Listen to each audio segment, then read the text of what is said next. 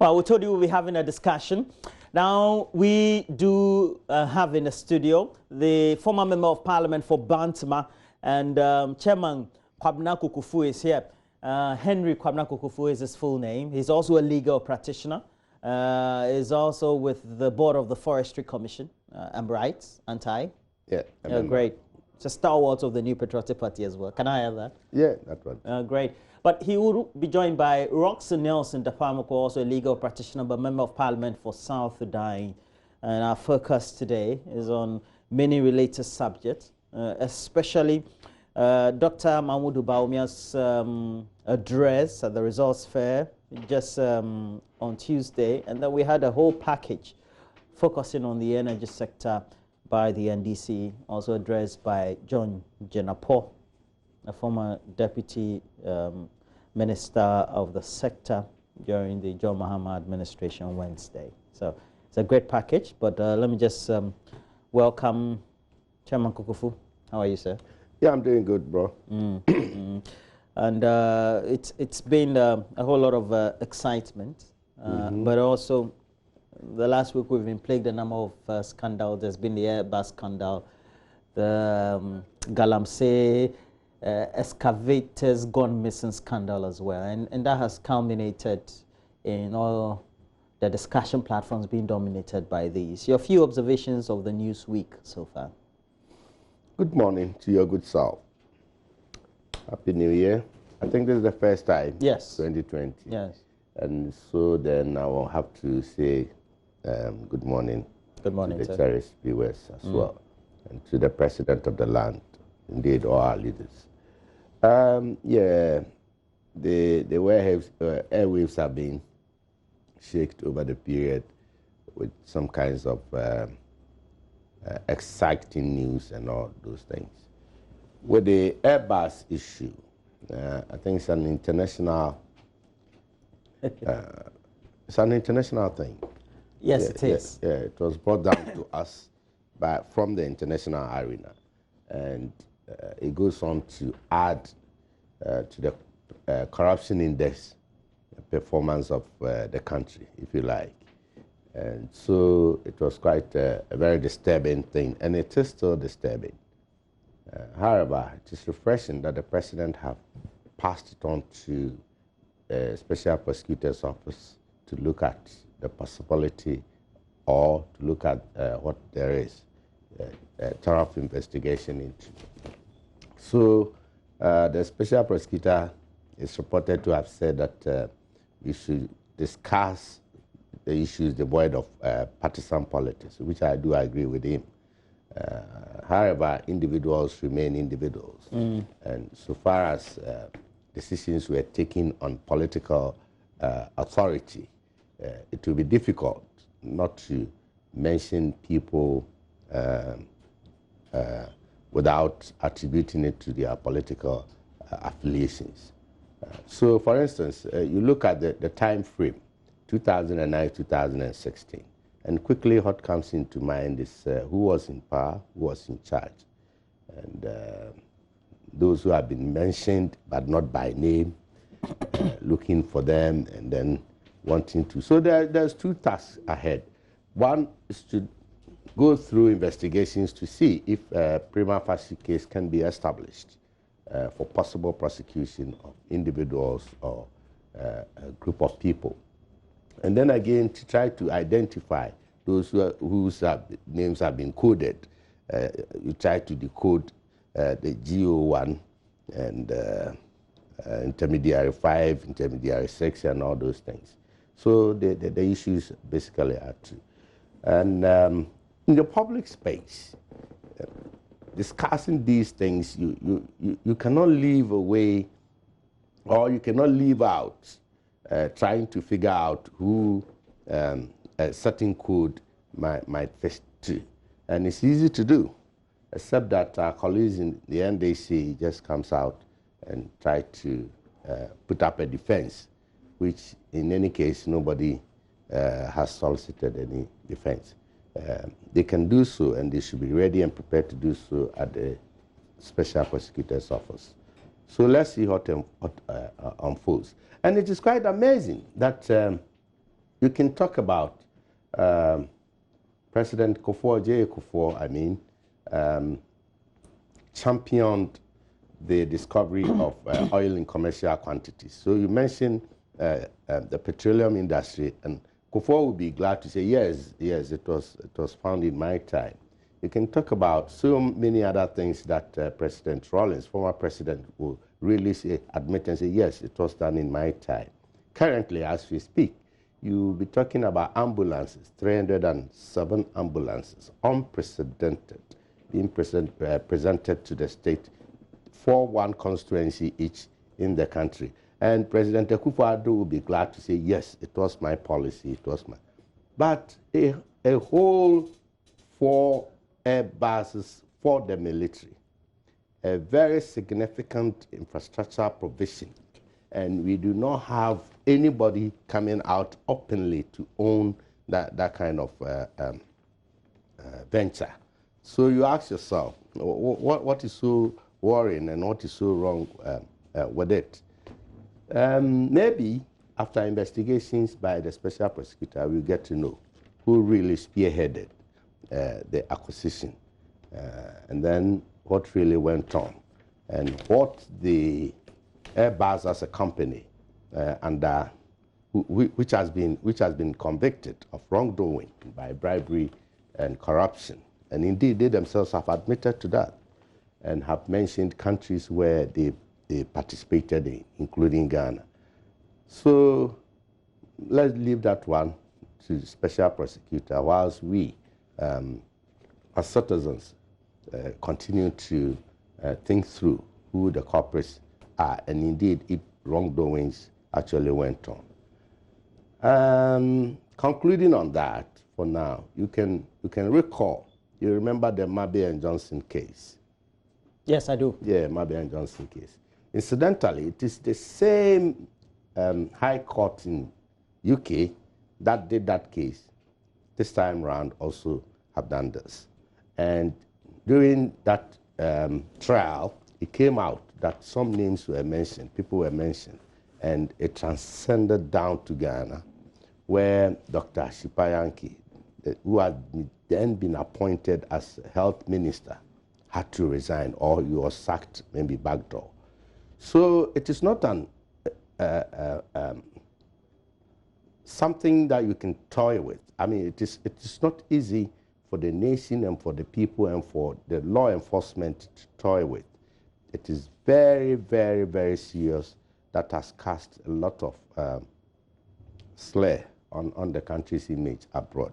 So just as Mabe and Johnson traversed or moved through, and the then president, President Mills of late, and the vice president, Mr. John Mahama, did an investigation to ascertain whether Dr.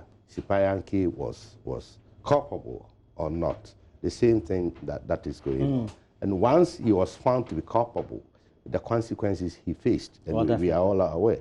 So if this one also bring out the culprits and the prima facie case established, then we expect that the law will take its course. Okay.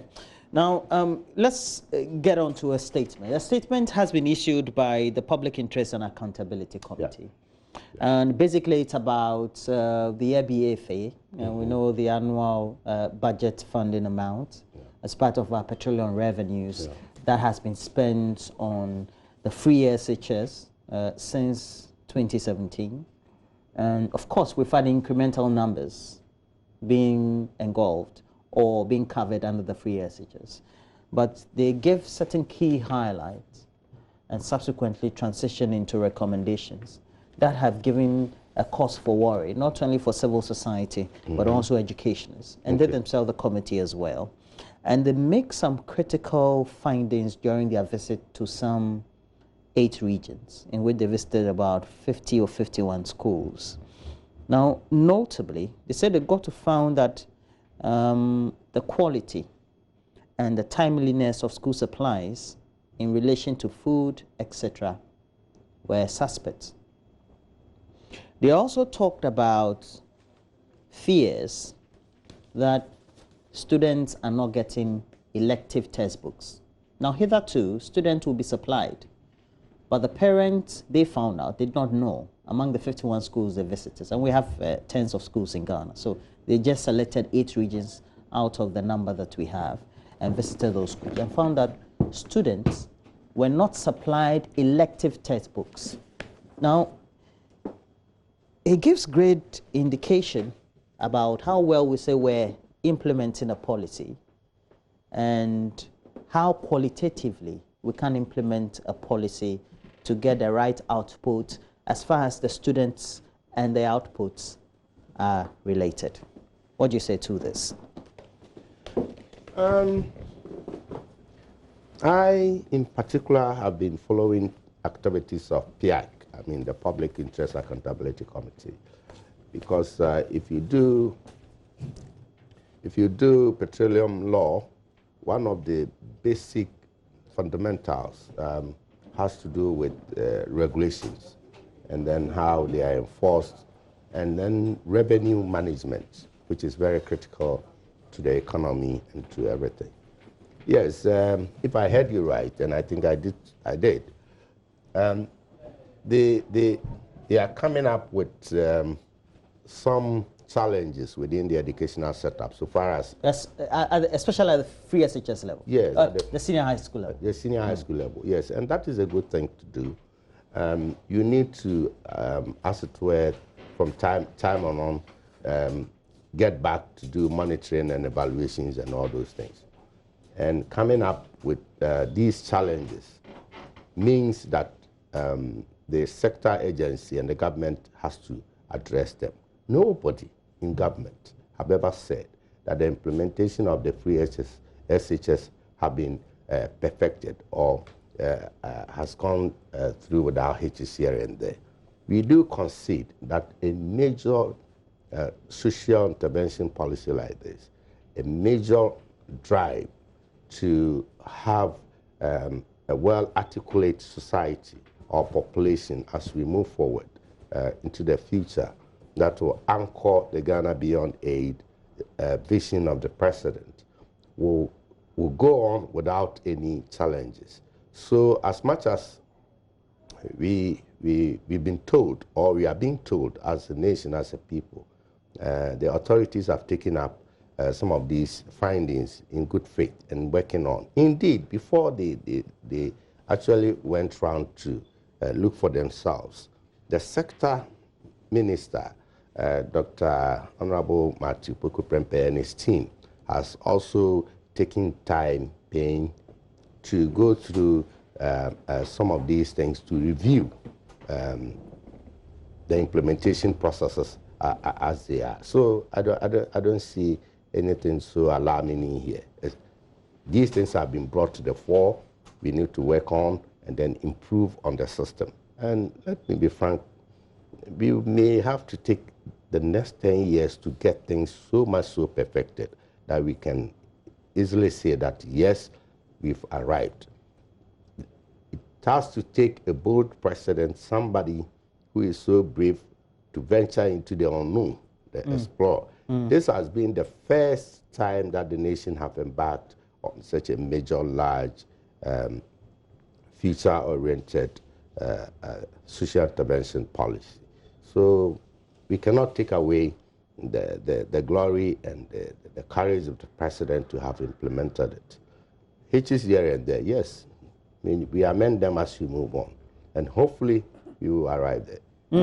And let me bring into the discussion Roxanne Nelson Dapamukpo, Member of Parliament for South Sudan, also a legal practitioner. And Mr. Dapamukpo, and thank you for joining us this morning. Thank you very much. And I'm sure you may have apprised yourself of the content of the PIAC report. And, this statement follows the latest monitoring they've done in 8 regions across some 51 schools. And some of the findings they said is worrying, especially ultimately looking at what the output of these students when the free SHS system was started from 2017, because we're supposed to have the first batch graduating this year, and that'll have a reflection on where they are going to be as as students of tertiary institutions, more so how their output would be once they're having these qualitative issues being recorded? Now, thank you very much. I agree with PIAC to the extent that the critical observations that they have come up with. Now, you see, it's not only these problems that are bedeviling the secondary subsector. Other policy implementations are also creating problems even at the basic level. And I'll give you some instances. Now, there are no textbooks for the new curricular reforms that they have introduced. As we speak, no textbooks. So, we have introduced new curriculum. We are supposed to teach the new curriculum with textbooks, that is approved textbooks. Getting to a year now, we don't have them. And they are telling us that the teachers are teaching with manuals. This is at the basic level. At the secondary level, the policy implementation is running into a lot of problems. Aside from the fact that, aside from the observation that PIAC has done, including the fact that supply of critical materials, i.e. teaching materials and food supplies to the schools, especially the boarding schools, do not come timeously. There is also the issue of the implementation of the double track system, which is creating distortions to the extent that the contact hours that students have with teachers now has been reduced. We've been told that there will be Saturday classes to augment that. How effectively is that being done? I have just returned from my constituency, and I'm in touch with the secondary schools. The Saturday classes are not running. You know the euphoria that generated. It's not being done. So there are a lot of issues. But if you speak about it, it's as if they are not listening to the criticism. They are not listening to the message. They are looking at the messenger, the person who is speaking, because you are in the minority. Because we are. Is it no more because perhaps the ministry and the implementers of the policy think that, well, if on a scale of 0 to 10, we have more successes to be able to echo and talk about and be proud of than the minuses? No, the only success that they tout is about the increment. But I can tell you, as for the jump in increment, it's been experienced right from independence. Every year, enrollment increases. There's exponential jump, I can agree. But that exponential jump has also brought in its wake serious institutional and systemic problems that they are struggling to manage effectively. You saw there are a lot of videos circulating as to how day students that have been posted far away from their ordinary places of abode are putting up. Because the hitherto the policy was that if you came from Kumasi and you had to attend a secondary school, it was good that if you had the opportunity to say you pick Achimota School or Presec or Infantipim, if we go to Infantipim, efforts were made so that you are made a border. Preference is given to the people who come from far, boarding status. For good reason. For good reasons. But now that policy has been jettisoned. The headmasters used to have that control. So they determine if my senior brother, Kokofu's son, is posted to Presec from Kumasi. The Presec headmaster will have to give that boy a boarding status before he considers the boy next door from Medina New Road. But no, it's no longer the case. So you have people from Tamale being sent to Asankregwa as a border. And it's a problem. It's creating social issues. So I think that they should look at what PIAC is saying critically, and particularly because it's an election year. They should look at it and see how they can host stakeholder consultations and deal with them. Because you see, these are school issues, and so it's fluid. Whether or not you deal with the problem, but there are some positives that they generally observe. which is that the program has resulted in more timely reporting of students to school at the beginning of the school term. They should have used a school semester, compared to the period preceding the free SHS. And then supply of core textbooks, even though the ones for electives are not available. So the free SHS doesn't supply electives, but they supply the core textbooks. They were available at the schools, uniforms and jerseys. And then also it has increased enrollment. Hold on, enrollment, yes, but supply of jerseys, I doubt, because he's been an MP before. We have been supporting the schools with jerseys. No, but you see, during his time there was no free SHS. Exactly. No, but the free SHS don't supply jerseys. Look, the schools are about to hold their sporting activities. Do you know how many jerseys and footballs have just supplied? But you see, but you're complimenting. You see the hypocrisy. No. You see the hypocrisy of us. It's not about the hypocrisy. It's about the fact that to state that supply of jerseys to schools, I don't see it. It's not happening. Okay, you see the hypocrisy of we the politicians. You are reading from a report, PIAC report, and they have the report, and this is the summary of... The summary. The negative points, he agrees with you, and has been happening on.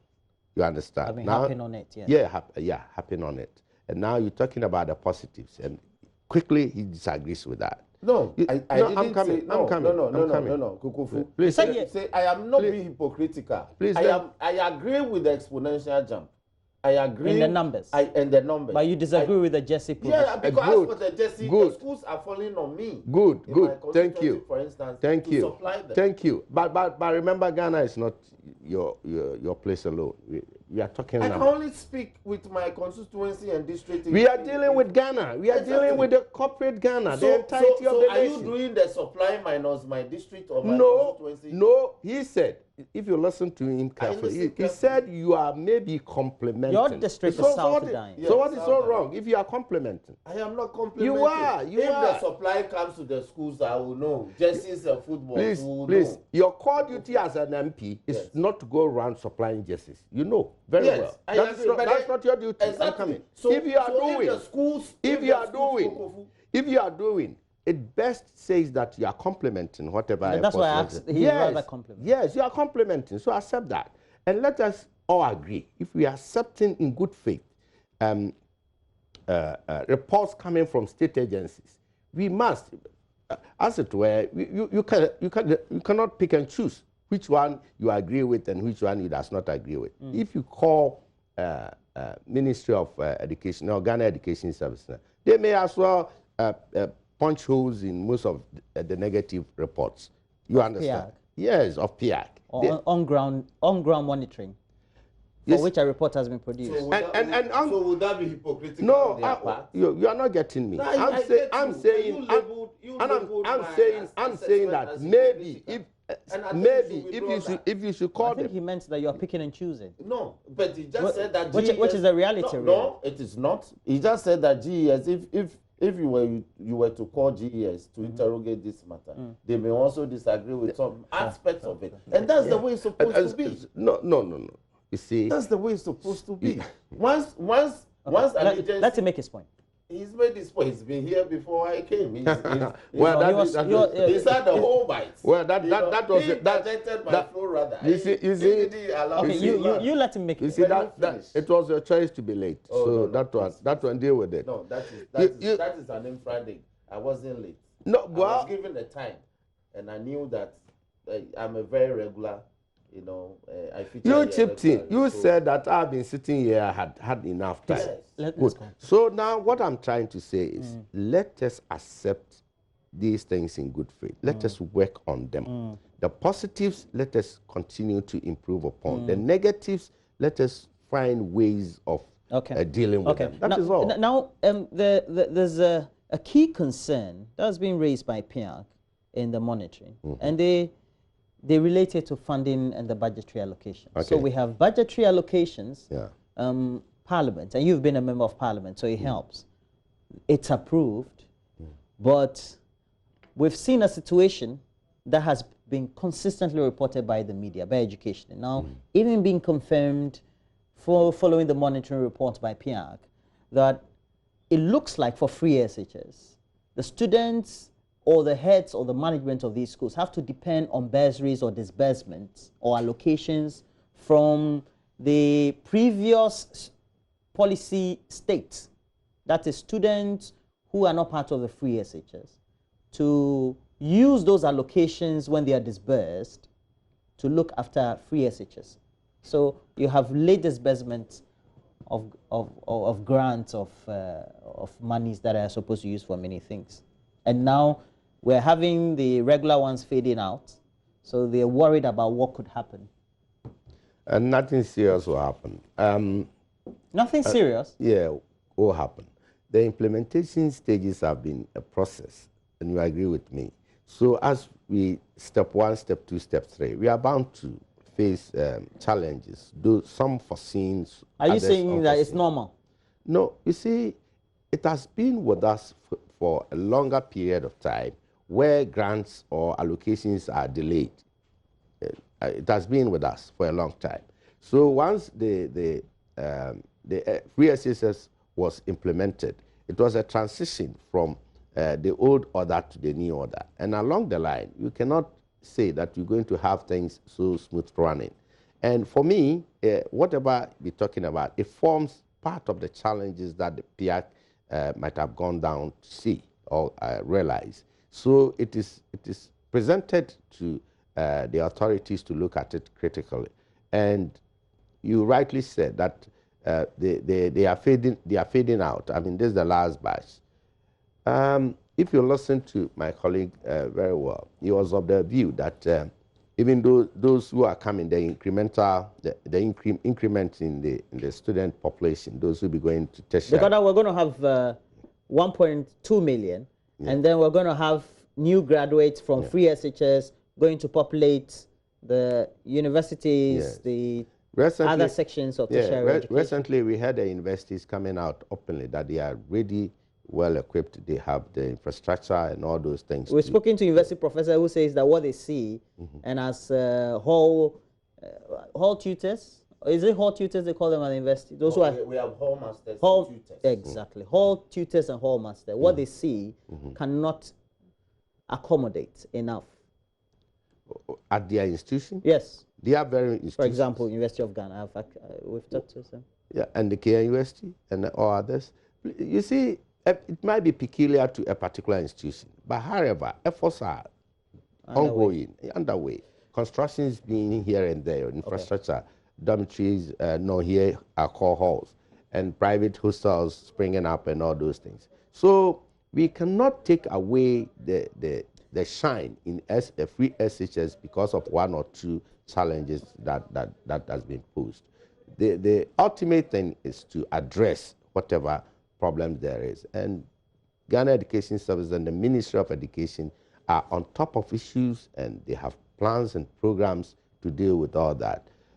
You may, out of maybe political expedition, come out with your own comfort zone, your constituency, and pinpoint and say A, B, C, D. But this is PIAG. No, yeah. He's only complimenting what PIAG is saying, that this is what he also finds on the ground. Yes, but then he does not, he disagrees with PIAG's positivities. The positive aspect of it, he disagrees. And that is where the worry begins. You understand? So if we accept that this is a state institution that has the mandate by the Constitution to look at some of these things and come out with them. This is not the first time PIAC has come out with some of these worrisome reports and all that.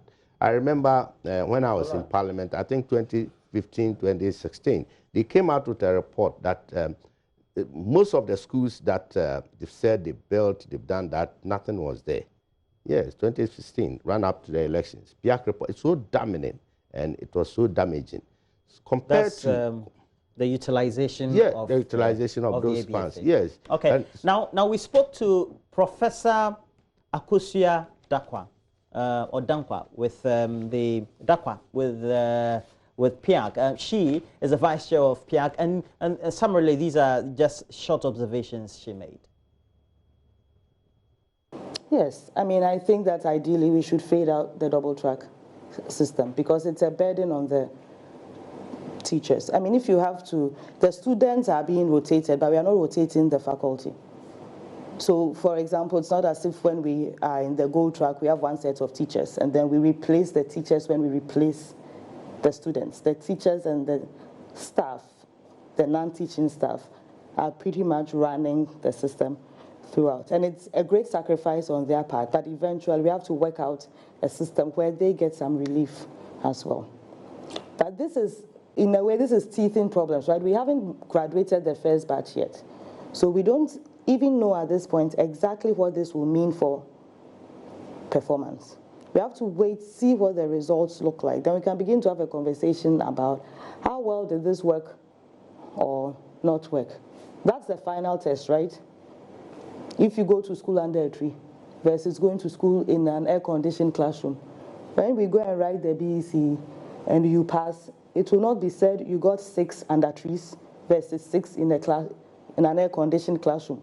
Your certificate will say aggregate 6. That's where the real test is. What happens at the end of the day? It may mean that the child who took her classes under a tree worked twice as hard. Or maybe they are just very smart, right? You want a child to have the best of opportunities, but ideally we provide all of these. The true test is going to be when the results come out. Well, the results are not in yet, so we don't want to be preemptive. But per your experiences as a teacher, the observation of the committee going round ultimately affects quality. I am not Houdini, so I cannot say that things will disappear or things will appear. This is how they will perform at the end of the day, right? What we did say was, ideally, you give them the best and you get the best out of it. Do we have the best facilities in all our schools? No, we don't. Is that likely to affect performance? Perhaps. Is it going to definitely mean that they will perform poorly? That I cannot tell. We'll have to wait and see.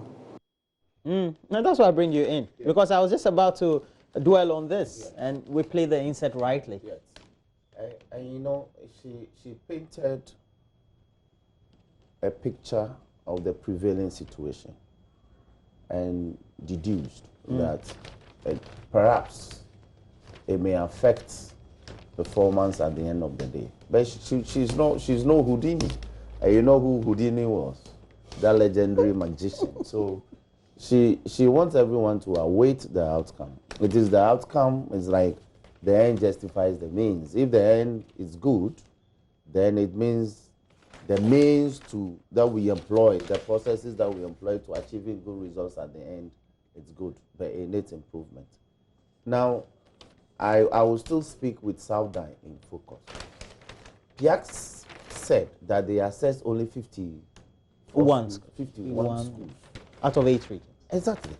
In 8 regions. Yes, in out 8 of regions. I don't even know that Volta region was covered. If it was covered, I don't even know that whether they came to my constituency. So I can always speak about what is happening in my constituency. If you have some of the low-endowed schools, I'm sure. Yes, I do have. Out of the 4 secondary schools that I have, and 1 vocational institute. Which 4 secondary schools do you have? I have Peki Secondary. Peki Sectec, Peki which is Sectec. Awudome. Peve Sectec, which is Akpeve, and then Tongochana Secondary. Oh, they fall under. Then 2 vocational training students. You see, 2 vocational is even there. They fall under. So it's only Peki that's running the double track. The rest are running the normal. You know, so that's the problem. You know, so if I say that my schools are falling on some of us for supply in terms of some of these things, we are not concocting. They didn't only go to schools that practice double track. No, that's what I'm saying. And I'm saying we have over 600 and something schools. You are assessing 51. So perhaps you didn't come to my area. And I speak of what's happening in my constituency in Southern. It's a microcosm of the macro situation. Now, the related issues, which is logical, about you put... and may I touch quickly? Touch on the university issue. If I can touch. Yes, wait. So ultimately my question will get there. So you put teachers to do the teaching over a period of time, and the observation of PIAC is that it brings some level of saturation, ultimately affects impacts, how they impact the knowledge, and it's how it's imbibed, and it affects, it may or may not affect quality. Ultimately also, that affects the quality, and she mentioned it subsequently, the quality that they would get. Already they have problems with the quality they have, that they get from senior high school. And now the numbers are even going to increase. And she says that averagely, she has a student population of around 400 to 500 already existing in the class. Now, that's the fact. As part of the arrangement, a teacher teaching in a double track, let's say green, will have to go home with his batch of students. But practically, it's not happening. So you have students doing the rotation, but like she said, the faculty is not doing the rotation. They are not involved in the rotation. So the teachers are teaching continuously for 6 months, whilst the students go in and come. Well, they are being paid. Well, they're getting allowances. No, even if they are on vacation, they get paid because they are permanently employed. But the point is that the understanding is that they would have employed more teachers to, for instance, handle modern mathematics. But they are not employing the teachers. So you have one teacher who handles mathematics for, say, SHS1. Let's say it's Science 1. So he teaches the first batch that come in green, and he's the same teacher who handles those that come in yellow. And he doesn't go on vacation. Well, in my mind, that's good. It ensures consistency. I agree. What you taught in but I agree. But you use the word saturation. It's not saturation. It's exertion. They get tired. Okay. Exertion, exhaustion. They get exhausted. You know. So would the quality delivery of the teacher be continuously at optimal level for the next 6 months that he continues to teach? So these are the issues we have to look at. And I'm very happy to hear from her that we should wait till the WAEC does the first assessment of the first batch that will be coming out in June. And then we can then we can contextualize the discussions. Now, quickly before I'm changing the subject. But the university issues. We have to stay the infrastructural issues. The infrastructure issues. I wanted us to move. We need to do Baumia has been talking. Yes, we need to do an assessment. has also been talking. We need to do an assessment about not just university, but our tertiary level institutions. We are talking about universities. It's only the universities that are open to graduates from secondary schools. Yeah. We have the technical universities. Beautiful. We have other polytechnics that are yet to be upgraded. The nursing nursing training colleges. Yes. That's the health training institutions. We have even a private.